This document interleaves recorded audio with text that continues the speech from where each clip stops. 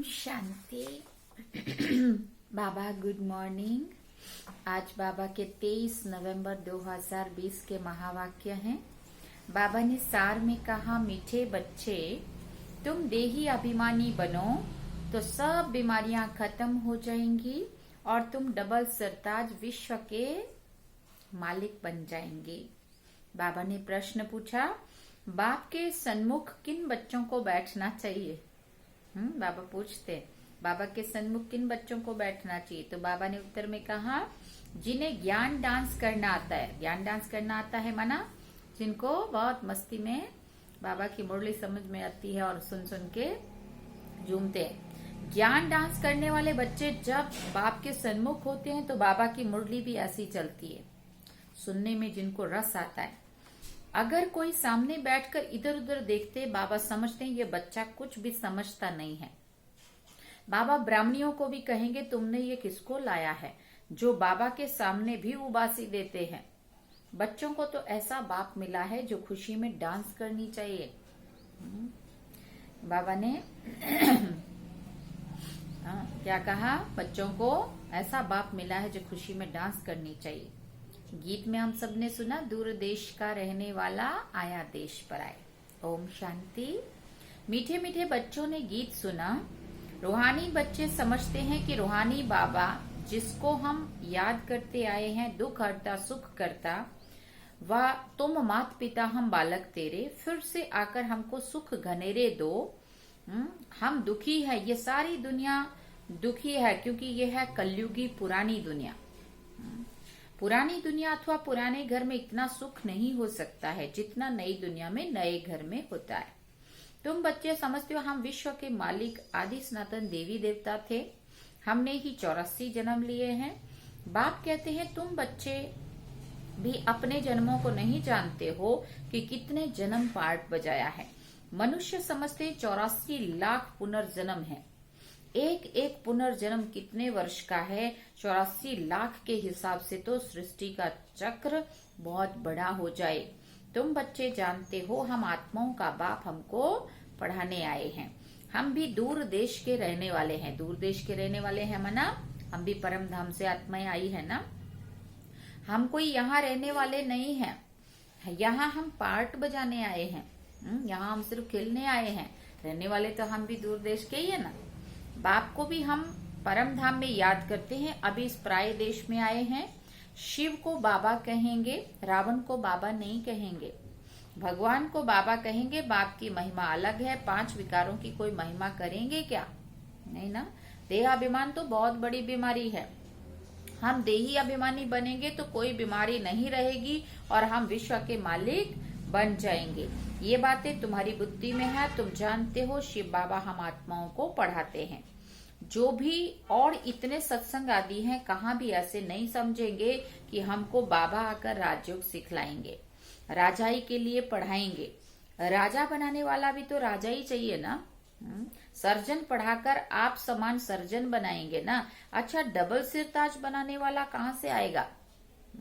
जो हमको डबल सिरताज बनाए, इसलिए मनुष्यों ने फिर डबल सिरताज श्री कृष्ण को रख दिया है। परंतु श्री कृष्ण कैसे पढ़ाएंगे?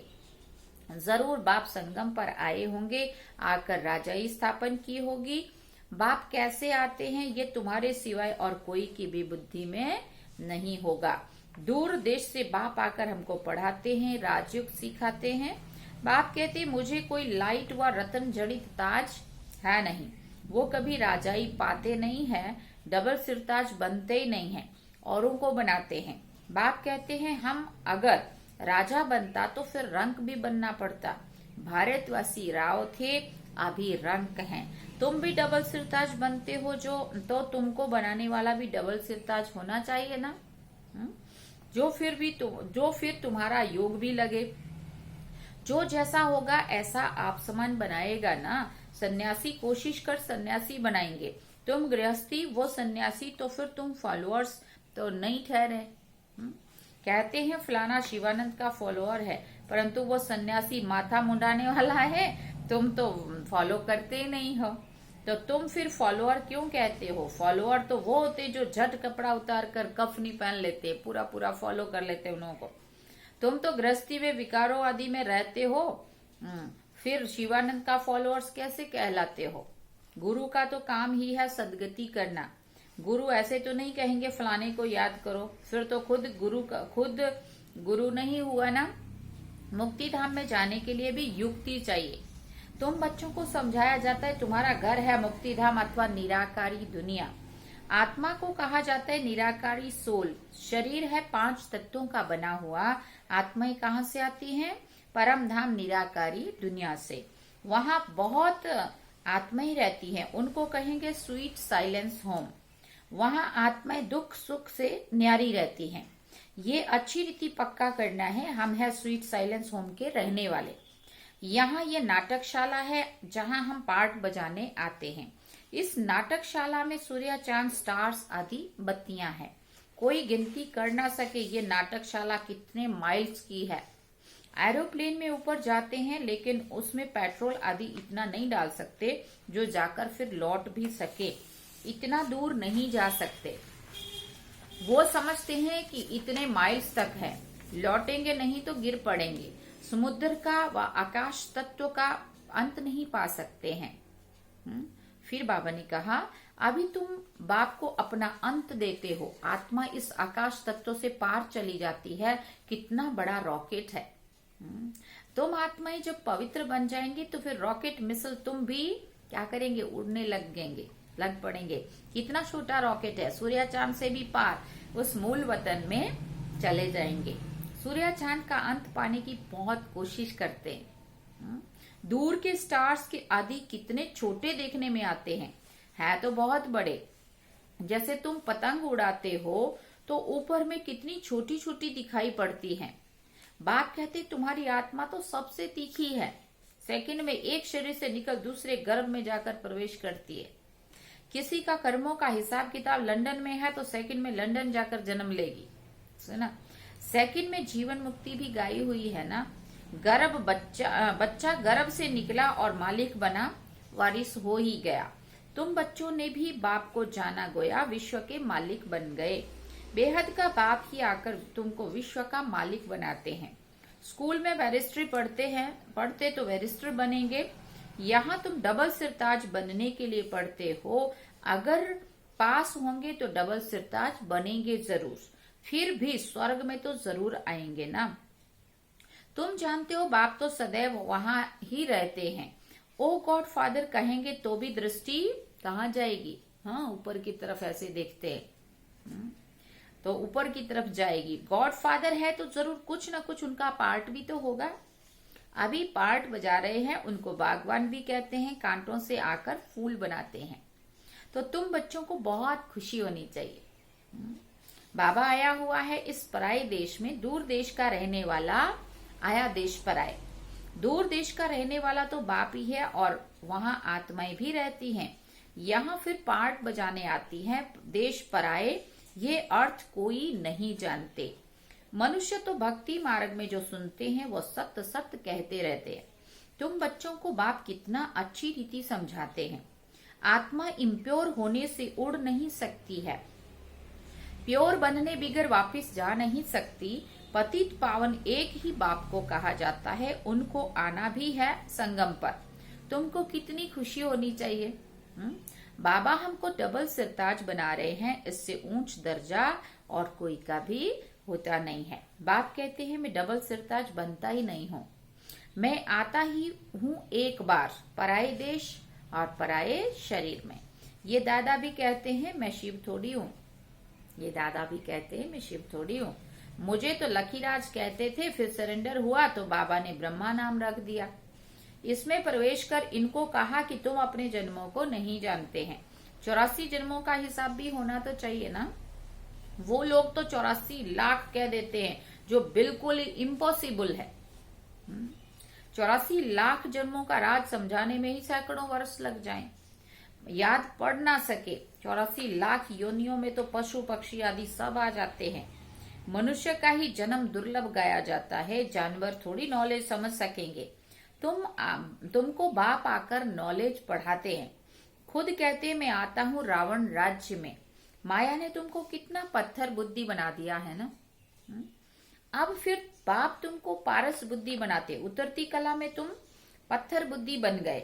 अब फिर बाप चढ़ती कला में ले जाते हैं। फिर बाबा ने कहा नंबरवार तो होते ही है ना, हर एक को अपने पुरुषार्थ से समझना है। मुख्य बात है ही याद की। रात को जब सोते हो तो भी ये ख्याल करो, बाबा हम आपकी याद में सो जाते हैं, गोया हम इस शरीर को छोड़ देते हैं, आपके पास आ जाते हैं। ऐसे बाबा को याद करते करते सो जाओ तो देखो कितना मजा आता है। हो सकता है साक्षात्कार भी हो जाए, परंतु इस साक्षात्कार आदि में खुश नहीं होना है। अगर समझो कुछ दिख भी गया तो बाबा कहते इसी में खुश नहीं हो जाना है। बाबा हम तो आपको ही याद करते हैं, आपके पास आना चाहते हैं। बाप को तुम याद करते करते बड़े आराम से चले जाएंगे। हो सकता है सूक्ष्म वतन में भी चले जाओ, मूल वतन में तो जा नहीं सकते। अभी वापस जाने का समय कहाँ आया है। हाँ, साक्षात्कार आदि हुआ बिंदी का, फिर छोटी छोटी आत्माओं का झाड़ दिखाई पड़ेगा। जैसे तुमको वैकुंठ का साक्षात्कार होता है ना, ऐसे नहीं कि साक्षात्कार हुआ तो तुम वैकुंठ में चले जाएंगे, नहीं, उसके लिए तो फिर मेहनत करनी पड़े। एक होता है साक्षात्कार करना, माना देखना उस दिव्य दृष्टि से, और दूसरा है ऐसा बनने के लिए पुरुषार्थ करना।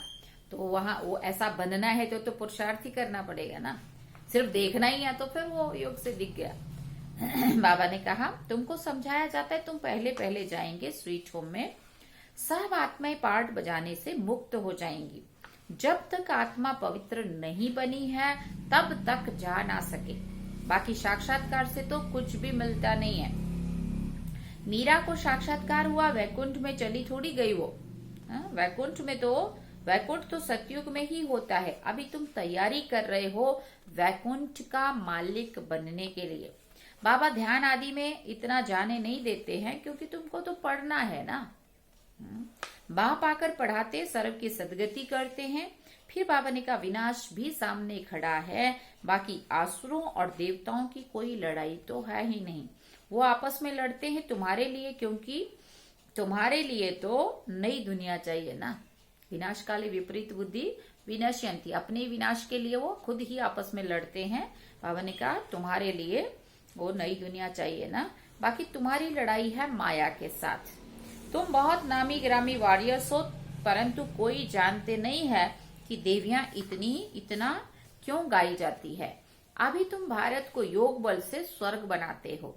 तुमको अब बाप मिला है, तुमको समझाते रहते हैं ज्ञान से नई दुनिया जिंदाबाद होती है। ये लक्ष्मी नारायण की दुनिया के मालिक थे ना, अब पुरानी दुनिया है। पुरानी दुनिया का विनाश आगे भी मुस्लिमों द्वारा हुआ था। महाभारत लड़ाई भी लगी थी, उस समय बाप राजयोग भी सिखा रहे थे। अब प्रैक्टिकल में बाप राजयोग सिखा रहे हैं ना, बाप ही तुमको सच बतलाते। सच्चा बाबा आते हैं तो तुम सदैव खुशी में डांस करते हो। ये है ज्ञान डांस। जो ज्ञान डांस के शौकीन है उनको ही सामने बैठना चाहिए। मुरली सुनने का जिनको बहुत आनंद आता है, बड़ा रस आता है, सुन करके झूमते हैं, खुश होते हैं, बाबा कहते हैं वो मेरे सामने बैठने चाहिए। जो नहीं समझने वाले होंगे उनको वासी आएगी, समझ जाती है ये कुछ भी समझते नहीं है, ज्ञान को कुछ भी समझते नहीं, तो इधर उधर देखते रहेंगे। बाबा भी ब्राह्मणी को कहेंगे तुमने किसको लाया है। जो सीखते हैं और सिखलाते हैं उनको सामने बैठना चाहिए, उनको खुशी होती रहेगी। हमको डांस भी करना है, ये है ज्ञान डांस। श्री कृष्ण ने तो ना ज्ञान सुनाया और ना डांस किया, मुरली तो ये ज्ञान की सुनाई है और उन्होंने फिर वो वाली बता दी। बाप ने तो समझाया है, रात्रि को सोते समय बाबा को याद करते रहो, चक्र को बुद्धि में याद करते रहो। बाबा हम अब इस शरीर को छोड़ आपके पास आते हैं, ऐसे याद करते करते सो जाओ, फिर देखो क्या होता है। आगे कब्रिस्तान बनाते थे, फिर कोई शांति में चले जाते थे, कोई रास करने लगते थे। जो बाप को जानते ही नहीं तो वो याद कैसे कर सकेंगे। मनुष्य मात्र बाप को नहीं जानते तो बाप को याद कैसे करे। तब बाप फिर कहते हैं मैं जो हूं जैसा हूं, मुझे कोई भी नहीं जानते हैं। अभी तुमको कितनी समझ आई है। तुम हो गुप्त वॉरियर्स। वॉरियर्स नाम सुनकर देवियों को फिर तलवार बाण आदि दे दिए हैं। तुम वॉरियर्स हो योग बल के। योग बल से विश्व के मालिक बनते हो। बाहुबल से भले कितनी भी कोशिश करे परंतु जीत नहीं पा सकेंगे। जीत नहीं पा सकते। भारत का योग मशहूर है, ये बाप ही आकर सिखलाते हैं, ये भी किसी को पता नहीं है, उठते बैठते बाप को याद करते रहो। कहते हैं योग नहीं लगता है, तो फिर बाबा ने कहा योग अक्षर ही उड़ा दो। बच्चे तो बाप को याद करते हैं ना, शिव बाबा कहते हैं माम एकम याद करो। अब याद करो तो कितना इजी लगता है, योग करो तो कितना मुश्किल शब्द लगता है। बाबा कहते योग शब्द अक्षर ही उड़ा दो। बाबा ने कहा मैं ही सर्वशक्तिवान हूं, मुझे याद करने से तुम सतो प्रधान बन जाएंगे। जब सतो प्रधान बन जाएंगे तब फिर आत्माओं की बारात निकलेगी। जैसे मक्खियों की बारात होती है ना, ये है शिव बाबा की बारात। शिव बाबा के पिछाड़ी सब आत्माएं मच्छरों सदृश भागेंगी। जैसे ही बाबा वापस जाएंगे ना, तो हम सभी आत्माएं मच्छरों सदृश ऐसे बाबा के साथ भागेंगे पीछे पीछे। शरीर, बाकी शरीर सब खत्म हो जाएंगे। ये अभी आने वाला समय वही है। अच्छा, मीठे मीठे सिकिल दे बच्चों प्रति माता पिता बाप दादा का याद प्यार और गुड मॉर्निंग। रूहानी बाप की रूहानी बच्चों को नमस्ते। हम रूहानी बच्चों की रूहानी माता पिता बाप दादा को दिलवा चांद सिकवा प्रेम से याद प्यार, गुड मॉर्निंग, नमस्ते, थैंक्स बाबा। धारणा के लिए मुख्य सार है। पहला पॉइंट, रात को सोने के पहले बाबा से मीठी मीठी बातें करनी है। बाबा हम इस शरीर को छोड़ आपके पास आते हैं, ऐसे याद करके सोना है। याद ही मुख्य है, याद से ही पारस बुद्धि बनेंगे। दूसरा पॉइंट, 5 विकारों की बीमारी से बचने के लिए देही अभिमानी रहने का पुरुषार्थ करना है। अथाह खुशी में रहना है, ज्ञान डांस करना है, क्लास में सुस्ती नहीं फैलानी है। ठीक है, मुरली सुनती बार तो बिल्कुल सुस्ती नहीं आनी चाहिए। वरदान है, त्रिकालदर्शी स्टेज द्वारा व्यर्थ का खाता समाप्त करने वाले सदा सफलता मूर्त भव। त्रिकालदर्शी स्टेज द्वारा व्यर्थ का खाता समाप्त करने वाले सदा सफलता मूर्त भव। त्रिकालदर्शी स्टेज पर स्थित होना अर्थात हर संकल्प, बोल व कर्म करने के पहले चेक करना कि ये व्यर्थ है या समर्थ है। व्यर्थ 1 सेकंड में पद्मों का नुकसान करता है, समर्थ 1 सेकंड में पद्मों की कमाई कराता है। सेकंड का व्यर्थ भी इस कमाई में बहुत घाटा डाल देता है, जिससे की हुई कमाई सारी छिप जाती है। इसलिए एक कालदर्शी होकर कर्म करने की बजाय त्रिकालदर्शी स्थिति पर स्थित होकर करो तो व्यर्थ समाप्त हो जाएगा और सदा सफलता मूर्त बन जाएंगे। स्लोगन में बाबा ने कहा, मान शान और साधनों का त्याग ही महान त्याग है। मान शान और साधनों का त्याग ही महान त्याग है। अच्छा, ओम शांति। ये थे आज के बाबा के महावाक्य। सार में बाबा ने कहा, मीठे बच्चे तुम देही अभिमानी बनो तो सब बीमारियां खत्म हो जाएंगी और तुम डबल सिरताज विश्व के मालिक बन जाएंगे। अब हम बाबा को याद करते हैं। अच्छा, ओम शांति।